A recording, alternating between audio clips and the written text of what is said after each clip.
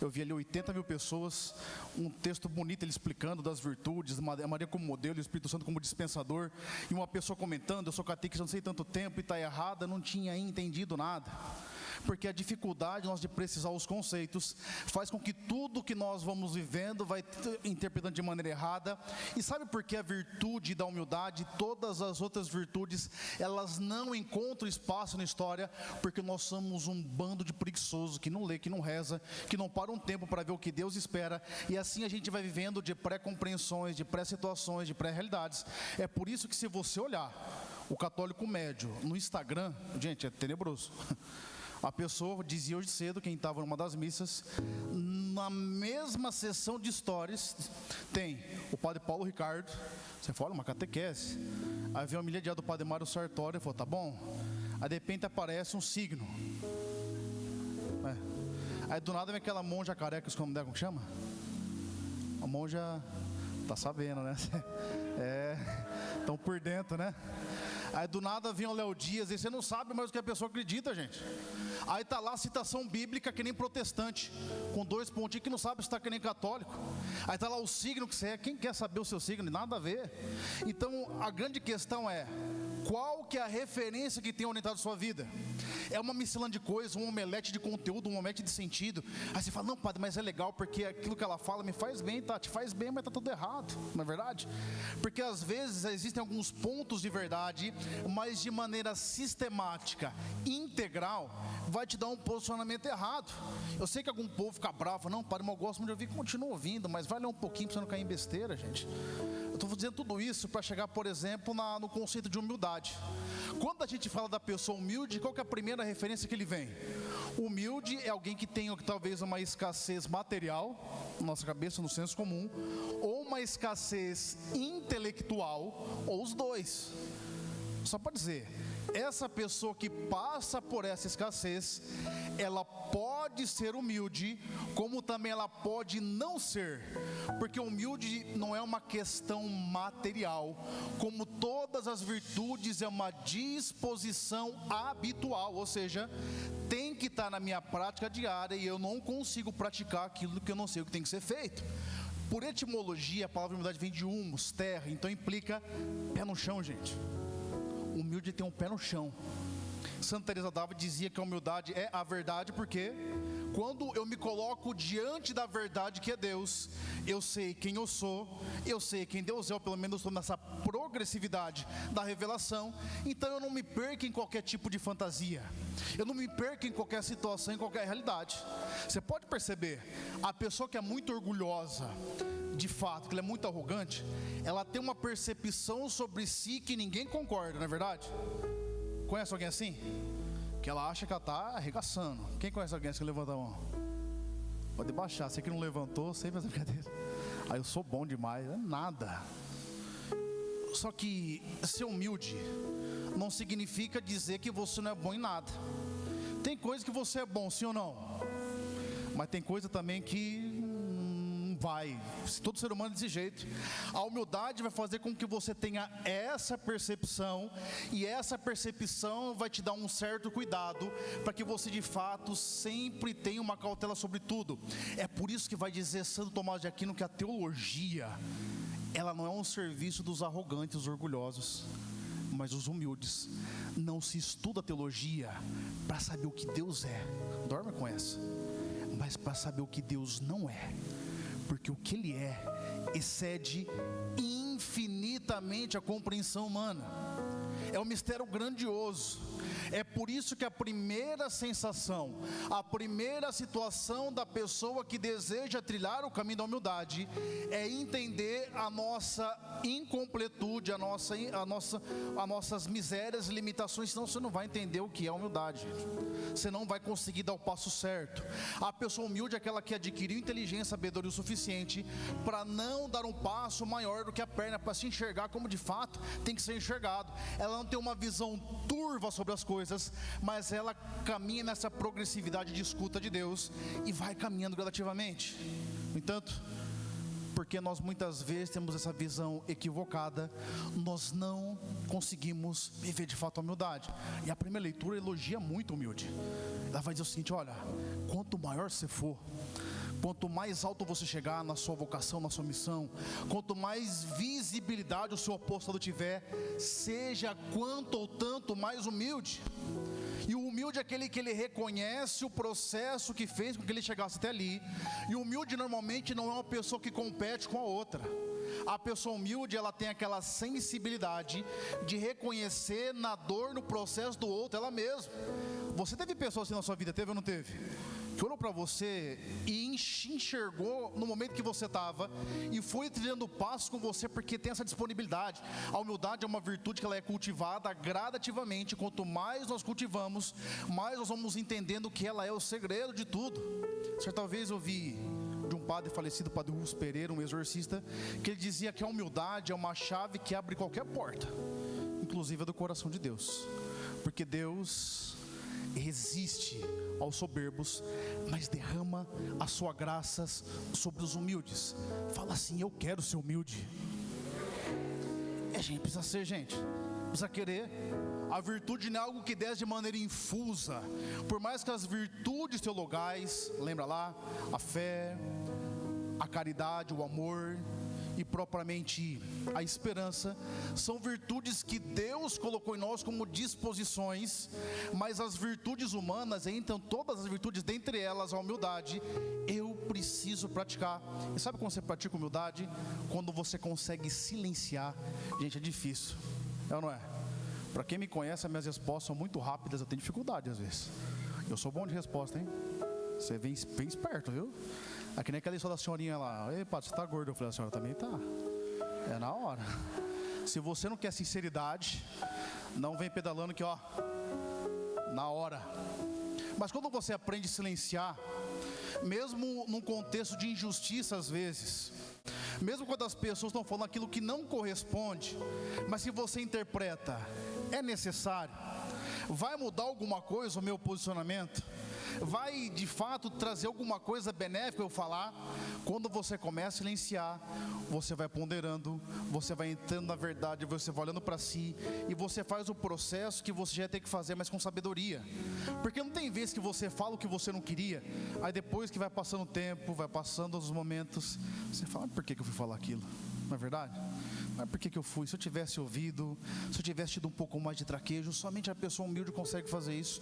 E somente a pessoa humilde consegue aprender. É por isso que vai dizer a primeira leitura que Deus revela os seus mistérios aos humildes. E mais ainda, Ele é glorificado nos humildes. Você imagina que coisa forte? Deus é glorificado nos humildes. É por isso que um dia Deus olha para o mundo e vê uma virgem de 13 e 16 anos.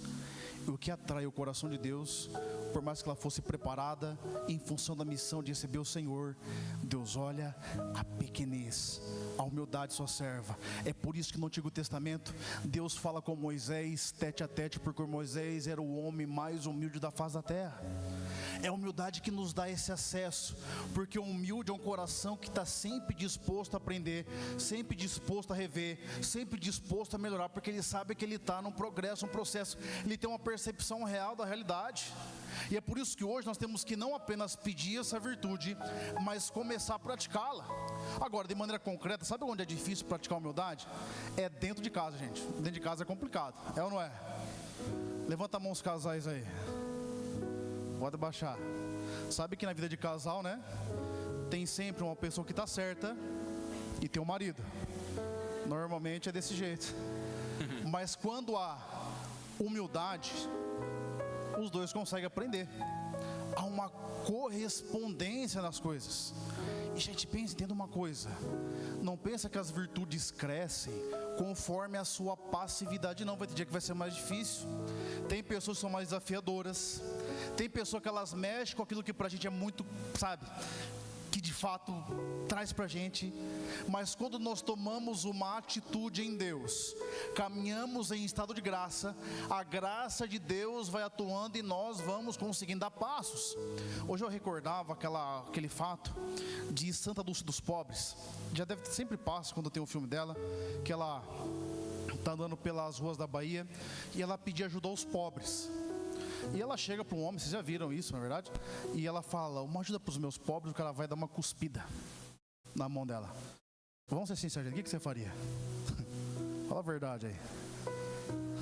Ó o jab pronto aqui. O que você faria? Imagina uma cuspida.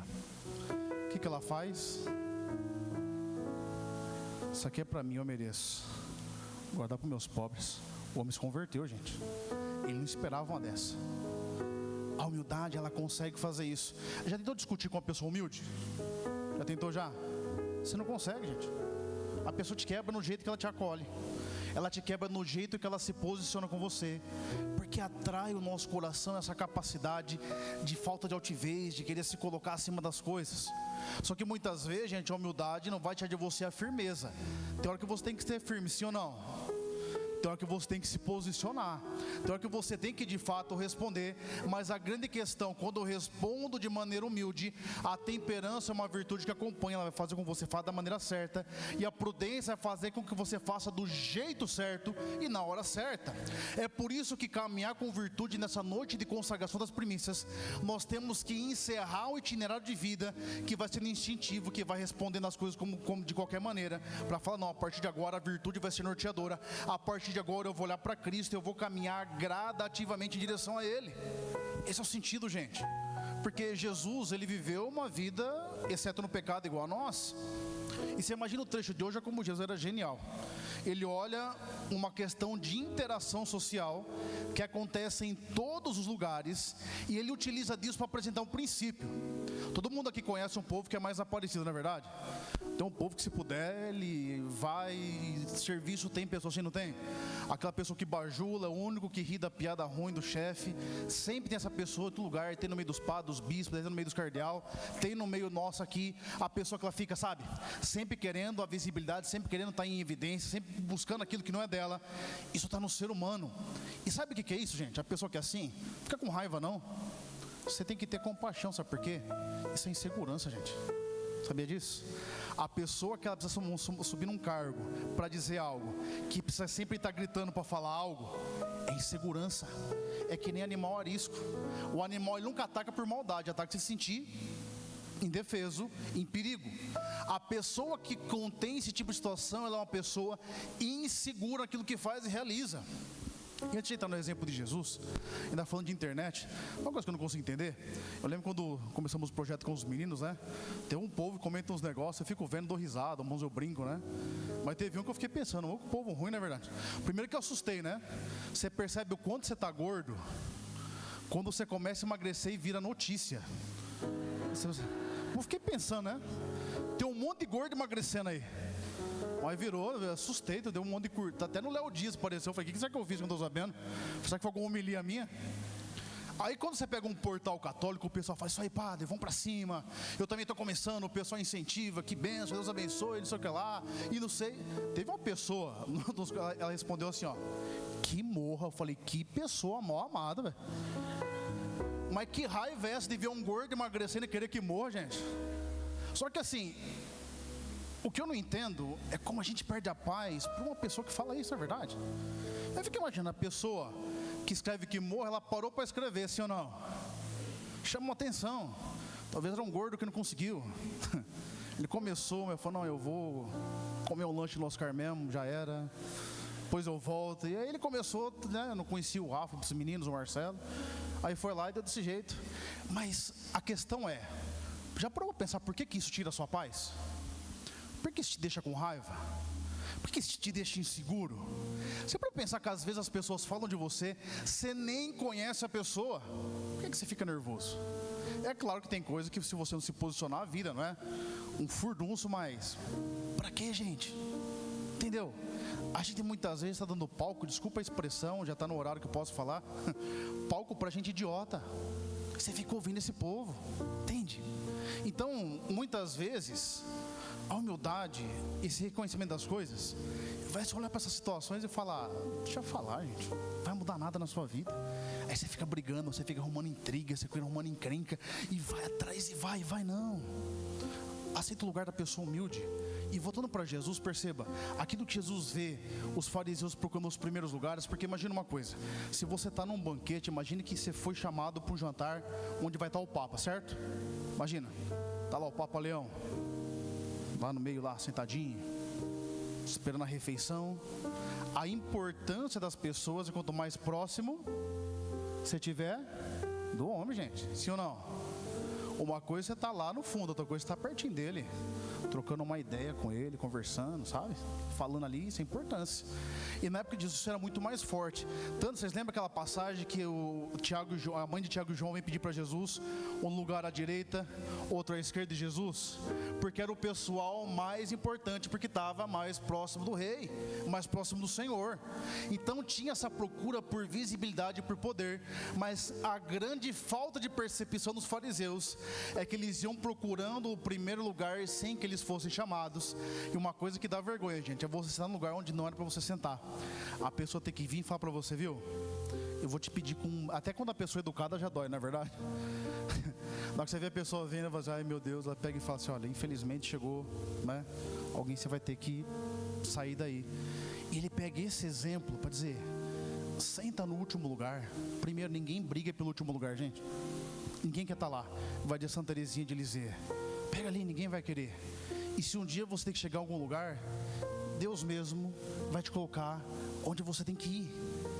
A humildade dá essa percepção, gente, de não querer, de não rogar aquilo que não é nosso, nossas vidas.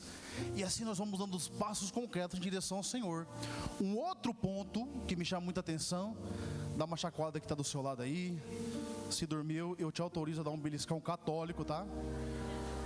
Tá bom? Católico, não vai também arrancar um pedaço da pessoa aí, não é verdade? Jesus, ele usa outro exemplo, que eu confesso que para mim é muito mais desafiador. O exemplo da festa. Quando você vai fazer uma festa, quem é que você chama? Seus amigos, não é verdade? Você não vê um povo na rua e fala, bora lá comer um churrasco em casa. Não, você não fala um negócio desse, não é verdade? Porque a festa no local do convívio, e a mesa você cultiva a relação, a mesa você cultiva intimidade. Não é o alimento pelo alimento, é o alimento em função daquilo que você celebra ali, não é verdade? Só que o exemplo que o Senhor dá é um exemplo que nós não estamos preparados. Aí entra já um dos aspectos da palavra recompensa, porque nós estamos sempre esperando alguma recompensa, direta ou indiretamente. Quantas vezes eu escuto o pessoal falar, não, mas eu vou servir a Deus porque Ele é meu Senhor, eu não estou preocupado com o que vão dizer, Deus é mais, eu estou me preocupado com Ele. Não fala muito obrigado para você ver, não reconhece o serviço para você ver se a pessoa está do mesmo jeito. Por algum motivo esquece aquilo que foi feito para perceber o que de fato é de consistente. Eu não estou justificando a falta de reconhecimento, a ingratidão, ou mesmo a pessoa que faz por não querer ver mesmo. Mas se no seu coração você fez para Deus, e ainda que você sinta isso, você tem que dizer, Senhor, estou sentindo isso, mas eu sei que eu fiz para o Senhor e não para os outros. Sabe por que isso é bom para o exame de consciência? É para você perceber para quem que você tem feito as coisas, para quem que você tem direcionado as suas ações, qual de fato é o olhar que te preocupa. Se o meu olhar, a minha preocupação é o que Deus acha de mim, a minha postura precisa ser completamente outra. E se a minha preocupação é o que Deus pensa de mim, muitas vezes eu vou dizer verdades que podem ser que machuquem, mas eu vou dizer verdade porque Deus, que é a verdade, espera que eu diga a verdade, ou não é? Essa que é a grande questão. E eu não estou fazendo isso para te questionar apenas, ou para expor o seu pecado, o pecado nosso aqui, até porque eu também tenho as minhas lutas. A grande questão não é essa, é te dar elementos para nesse primeiro dia do mês, essa primeira hora, você começar com foco e fazendo um exame concreto de consciência. E aí eu queria chegar no segundo aspecto, que pra gente, a gente tem medo de falar, mas é sobre recompensa. Fala para quem está do seu lado, até que enfim chegou na recompensa. Fala. Eu acho que está acabando. E se você achou que estava acabando, você está erradíssimo. Começou a missa e falou, nossa, vai ser rapidão, né? O padre rezou o ato penitencial, agora eu vou falar um pouquinho. Brincadeira, não vai demorar muito, mas guarda a recompensa. Sabe por que a gente não faz muita coisa, gente? Porque a gente não entende a recompensa que a gente vai receber. Sabia disso? Vamos ser muito sinceros, gente. Quem aqui está fazendo exercício aí? Levanta a mão. Eu estou também, ó. Tá vendo aqui, ó? Tô, viu? Vocês estão vendo aqui, ó? Tô fazendo. Você faz exercício por quê? Vamos ser sinceros, gente. É por causa de saúde? Primeiramente? Pode ser farso, gente. Mentira. Se for porque não estava servindo as camisas suas. Eu que sou gorda, porque tem umas atividades que é difícil fazer, sabe? Os gordos entenderam aqui. Não dava, você levantar. Não estou falando que o foco é a saúde, tá claro, tá? Mas primeiramente você vai para a saúde, sim ou não? Seja sincero, gente. Sim ou não? Porque você chega no final do ano, você vai pôr aquela camisa lá que não está servindo mais, é ou não é? Você coloca que parece aquela, né? Aquela saliência que não tinha mais. Aí você fica com vergonha de comprar roupa, né? Aí você vai na loja que é da sua amiga, você pede o mesmo número e não usa. E ela sabe que você não usa, tá? Ela não fala porque ela tem que vender, na verdade. Ela fala, não, compra esse número menorzinho. E você volta, você gasta de novo. É estratégia, tá certo. Mas primeiramente você vai por quê? Por estética, gente. A verdade é essa. Talvez alguns, que no meu caso, eu fui já por causa de saúde mesmo, porque tava com alguns problemas sérios. Agora, um primeiro momento, o ser humano é desse jeito, então não é? Isso é uma recompensa. E é uma recompensa lícita, não é verdade? Não é errado você sentir-se bem. Você está bem com o seu corpo, o errado estão nos excessos, certo? Quando a pessoa vive em função disso. Por que nós precisamos entender recompensa? Estava ouvindo uma pregação hoje, o pregador usava um exemplo interessante. Vamos supor, se alguém chegasse para você e falasse, ó, se você decepar o seu dedinho, eu te dou $1 milhão. Você deceparia sim ou não? E se fosse $10 milhões? Aí a pessoa começa a olhar assim, não, mas dá para pegar as coisas só com, né? Você que está pensando da direita ou da esquerda, você já se vendeu já. E se a pessoa falasse assim para você, por $100 milhões, a mão inteira. E aí? Você começa a pensar, não, com uma mão dá para, né? A pessoa começa a pensar, mas dá para botar uma mecânica depois? Que com 100 milhões, pô, é ou não é? Ô, $100 milhões, dá mais de $500 milhões, não é verdade? Dá para viver bem sim ou não? Agora eu te pergunto, quanto que vale a santidade? Quanto vale? Hein? O que Jesus fala no Evangelho? Se tua mão para ti é ocasião de pecado, corta.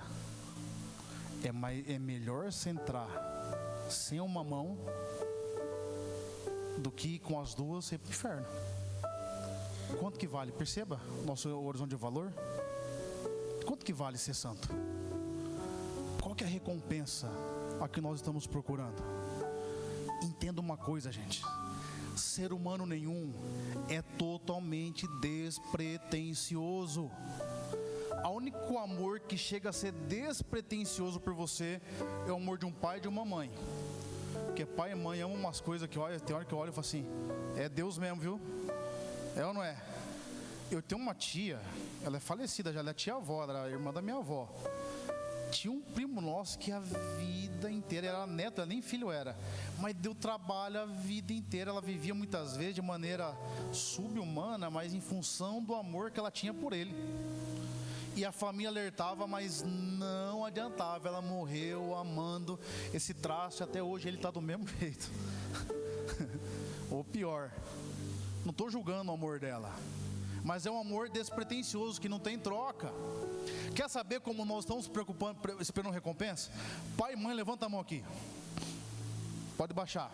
A coisa que mais dói no seu coração é a ingratidão do seu filho. E você até fica emocionado quando o padre fala isso. Só que sabe o que vai acontecer? Você vai ficando mais velho e vai piorando isso. Sabe por quê? Você vai ficar mais carente ainda.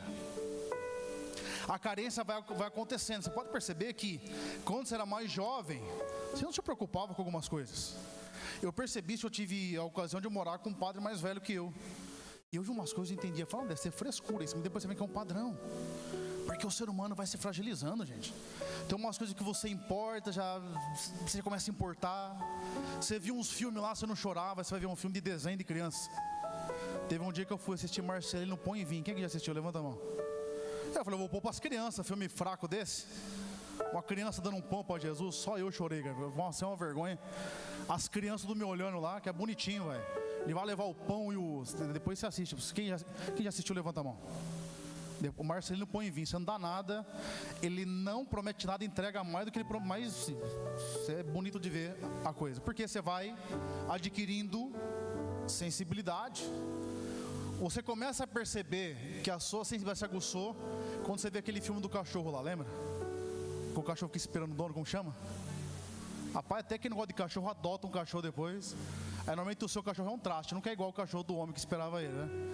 Você solta, ele vai embora para outro bairro, se soltar, abre o portão. Mas, brincadeira à parte, você vai ficando um pouco mais carente, não é? Acontece. E sabe por que as pessoas vivem uma vida frustrada? Porque tem gente que está esperando a vida toda muito obrigado. Que está esperando a vida toda você importante, você especial. E talvez você esperou a vida toda do seu pai e da sua mãe que são mais velhos, falar isso, mas eles não aprenderam a fazer isso. Não sabe, gente. O meu avô, Gabriel, sabe. Você ia abraçar meu avô, a gente era mais novo, ele não sabia te abraçar. E a gente era mais espontâneo, beijava ele assim, você via que ele, sabe, ele não conseguia fazer. Porque ele nunca teve isso, gente. Ou ele não sabia nem falar direito, bruto de tudo. E você está em função disso, gente.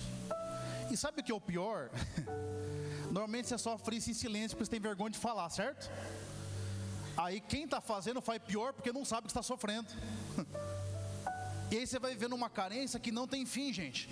É um sofrimento que ele não tem solução, porque é uma espiral que você mesmo entrou, mas você não quer sair, porque a todo tempo você espera que as pessoas têm que fazer. Isso que eu vou te dizer, ninguém tem que fazer nada para você, gente. Não estou falando que é errado fazer, tem que ter gratidão, sim ou não? A gratidão é a saúde do coração. Um coração grato, quando você consegue reconhecer, é um coração saudável. Mas ninguém é obrigado a fazer isso, gente. Aí você fica em função disso o tempo todo.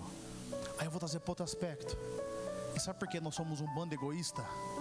Porque a gente espera a gratidão dos outros, e a gente tem Deus que nem lembra nem quem é Deus na nossa vida. Não tem gratidão nenhuma. E a gratidão, gente, não é porque eu vou receber algo, é porque eu já recebi tudo. Mas eu não expresso essa gratidão. É por isso que quando falamos de consagração de primícias, o certo era eu começar a falar para vocês da questão material, mas eu nem vou falar disso, porque ela é uma expressão de algo que tem que ser mais profundo. Hoje é o dia no qual entregamos uma carta para os dizimistas. Por que eu não bato muito nessa tecla, gente? Muitas vezes, como teria que bater se fosse fazer o certo? Porque nós estamos numa visão, desculpa dizer, não estou julgando vocês, mas no geral, tão superficial que a gente vai achar que o dízimo é para comprar algo. Se não tiver base em Deus, se a consagração das suas primícias, seja os seus 10%, seja menos, se o foco não for Deus, nem faça, porque não vale porcaria nenhuma. Deus está interessado no seu coração, gente. Eu não estou fazendo esse discurso para te comover, não, porque é a realidade. E se eu falasse ao contrário, não teria. Nós temos que ser intencionais naquilo que fazemos. Mas tem uma coisa que eu queria que você guardasse agora para que você reze hoje. Uma vez eu vi numa pregação do Padre Paulo, ele usou um exemplo para falar sobre depressão. É claro, não simplificando, nós sabemos que a depressão é um problema complexo, não é só comportamento. Quem passa sabe essas crises, essas situações. Ele usava um exemplo que eu já usei para vocês algumas vezes, que é do macaco que coloca a mão na cumbuca. Quem lembra dessa historinha? Levanta a mão. Lembra lá? Tem que perguntar, sabe o que é cumbuca, né? Quem não sabe, levanta a mão. Pode levantar, não tem importância. Dá para saber sua idade, né?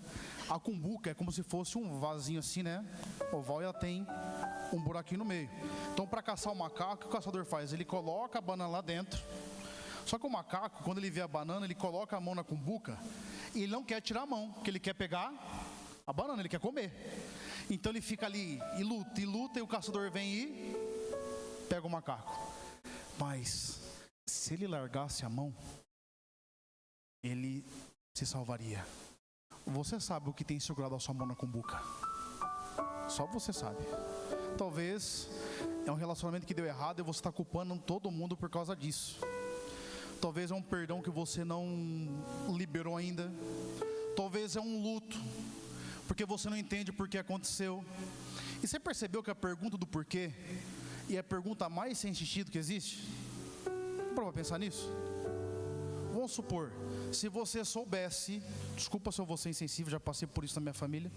Se você soubesse o porquê que a pessoa morreu, o que ia resolver, gente?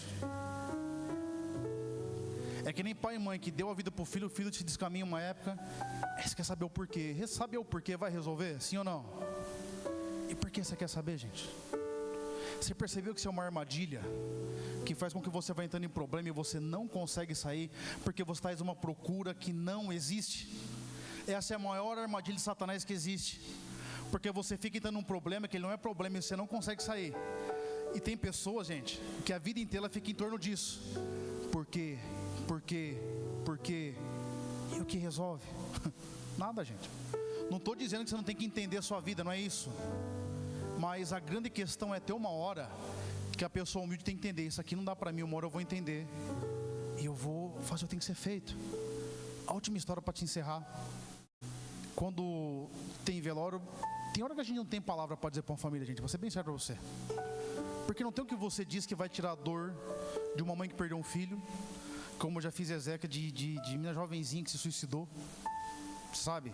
Você vê o pai te abraçando e falando: padre, reza, desesperado, pede para Deus me levar no lugar dele, deixar ali. Você fala o quê? Você abraça ali, você está ali, é muito desespero, não tem uma palavra para dizer ali. E deixa eu dizer uma coisa para você: tem coisa na sua vida que não tem lógica, sabia disso? Você não vai entender por quê. Por que a doença visitou você e não outra pessoa? Por que aconteceu assim, não aconteceu assado? E enquanto você ficar desse jeito, não vai resolver nada, gente, desculpa te dizer. Ah, porque meu pai não me amou, minha mãe também, eu não sei também. Você também não vai saber. Então o pessoal fala: não, padre, a minha crise é porque minha mãe amava mais meu irmão que eu. É porque talvez você já era mais chato, gente. Às vezes é simples a vida, não é verdade? Você é chato, inconveniente, fala demais às vezes, não é? Você reclamava muito, não é verdade. E os pais e as mães, eles falam com o irmão mais assim, ó. Que tem uns mais perto, sim ou não? Tem uns irmãos que eles são assim, ó, só aqui, ó. E você lá marcando, arrumando encrenca, briga, ele vai lá ver o que a mãe gosta. Fica a dica aí, viu? E sempre tem, sabe, só para fazer um parênteses, eu gosto muito da pessoa quando ela está bem idosa, porque ela já não tem mais vergonha de falar de quem ela gosta mais, não é verdade? O idoso, ele perde isso aqui. Não, vai fulano, se não for fulano, não presta. A minha avó era assim com a minha mãe: se fosse outra pessoa levar, era melhor que não tivesse levado. Tinha que ser minha mãe, se não fosse, não valia. E ela fala se gosta ou não gosta. E o pior é que chega uma fase que eles falam perto da pessoa, não é verdade? Nossa, a maior vergonha aqui da minha avó estava desse jeito. Perto dos outros falava mal das pessoas. Ela se perdeu o escrúpulo total. Mas brincadeira à parte, gente, resolva a sua vida, para de criar caso. A humildade vai te colocar nesse itinerário e você vai começar diferente. Vamos começar assim esse mês? Sim ou não? Com humildade. E o desafio que eu quero colocar, fica tranquilo, não é mais nenhuma história não. Eu nem vou contar o que eu vou contar. Quem está fazendo a quaresma de São Miguel, levanta a mão. Olha que benção. Pode começar, você que não começou ainda, viu? É rapidinho. Padre, mas eu não consigo acordar 4 da manhã. Não, acorda depois. Faz a hora que você conseguir fazer, mas faz, não é verdade? Bota a sua penitência, bota o São Miguel ali e uma batalha. Sabe o que eu queria propor? Propor não, vai acontecer aqui, nessa quaresma de São Miguel. Nós vamos ter adoração toda madrugada aqui, gente. Só que eu preciso de vocês. Não toda madrugada. Mas se você assumir um horário por mês, eu vou te fazer uma conta rápida. Isso aqui, e estatisticamente, sabe quantas pessoas passam no sábado e no domingo? Só sábado e domingo por aqui? Sabe quantas? 5.000. E nós contamos, porque tem que passar para a diocese, 5.000 pessoas passam. Tudo bem, ó, tem gente que vem sábado, que vem domingo, mas enfim, gira por aqui, 5.000 pessoas, certo? A madrugada que eu estou falando para vocês, lá aqui na paróquia, ela vai das 10 às 5 da manhã, porque 5h30 tem missa. Eu preciso de 7 pessoas por dia. Gente, sabe quantas pessoas dá no mês? 210. É menos de 10%. Se nós dissermos que você não consegue passar 1 hora do seu mês de adoração, gente, 1 hora no mês, tá? Ai, padre, mas depois não durmo, mas uma vez no mês. Gente, aí tem um pouco que já não dorme mesmo. Você já vem aqui rezar já, mas não vai dormir. Do que a pessoa não dorme em casa, mas vem aqui rezar, dorme, né? Não durmo, tá parecendo um bambu 5 vendas já. Esse é o desafio, sabe por quê? Nenhum fruto concreto vai acontecer na sua vida? Sim, oração. Faz sua parte, que Deus faz a dele. Fecha seus olhos. Melhor não fechar o olho não, fica limpo, levanta, nós vamos tudo dormir. Pode levantar. Tá com nada a fechar o olho, fica em pé aí. Reza aí em pé.